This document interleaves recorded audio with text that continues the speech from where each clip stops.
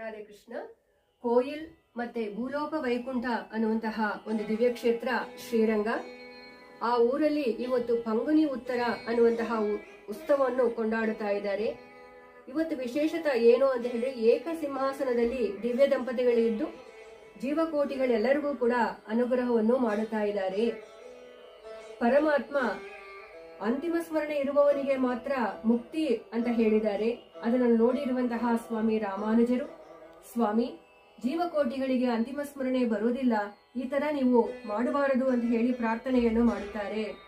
ಆದರೆ ಶರಣಾಗತಿಯನ್ನು ಸಾಕ್ಷಾತ್ ರಂಗನಾಯಕತ್ರ ಮಾಡಿ, ಅಮ್ಮ ನೀನು ಎಲ್ಲರಿಗೂ ಅನುಗ್ರಹವನ್ನು ಮಾಡು ಅಂತ ಹೇಳಿ ಪ್ರಾರ್ಥನೆ ಮಾಡುವಾಗ ರಂಗನಾಯಕಿ ತಾಯ ಹೇಳ್ತಾಳೆ, ಅಪ್ಪ ರಾಮಾನುಜ ನಿನಗೆ ಏನು ಬೇಕೋ ಅದನ್ನು ನಾನು ಅನುಗ್ರಹ ಮಾಡ್ತೀನಿ ಅಂತ ಹೇಳಿ ಅನುಗ್ರಹವನ್ನು ಮಾಡುತ್ತಾಳೆ. ಯಾರು ಒಬ್ಬನು ಅಡಿಯನ್ ರಾಮಾನುಜ ದಾಸನ್, ಅಡಿಯನ್ ರಾಮಾನುಜ ದಾಸಿ ಅಂತ ಬರ್ತಾರೋ ಅವರೆಲ್ಲರಿಗೂ ಕೂಡ ನೀನು ಪೂರ್ಣ ಅನುಗ್ರಹವನ್ನು ಮಾಡಬೇಕು, ಮುಕ್ತಿಯನ್ನು ಕೊಡಬೇಕು ಅಂತ ಕೇಳಿಕೊಂಡಿರುವಂತಹ ಪರಮ ಪಾವನವಾಗಿ ಇರುವಂತಹ ದಿವಸ ಇವತ್ತು.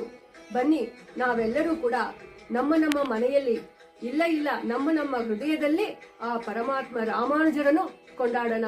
ಈ ಸೇರ್ತಿ ಉತ್ಸವದಲ್ಲಿ ಎಲ್ಲರೂ ಆನಂದವನ್ನು ಪಡೋಣ. ಬನ್ನಿ. ರಾಧೇ ಕೃಷ್ಣ.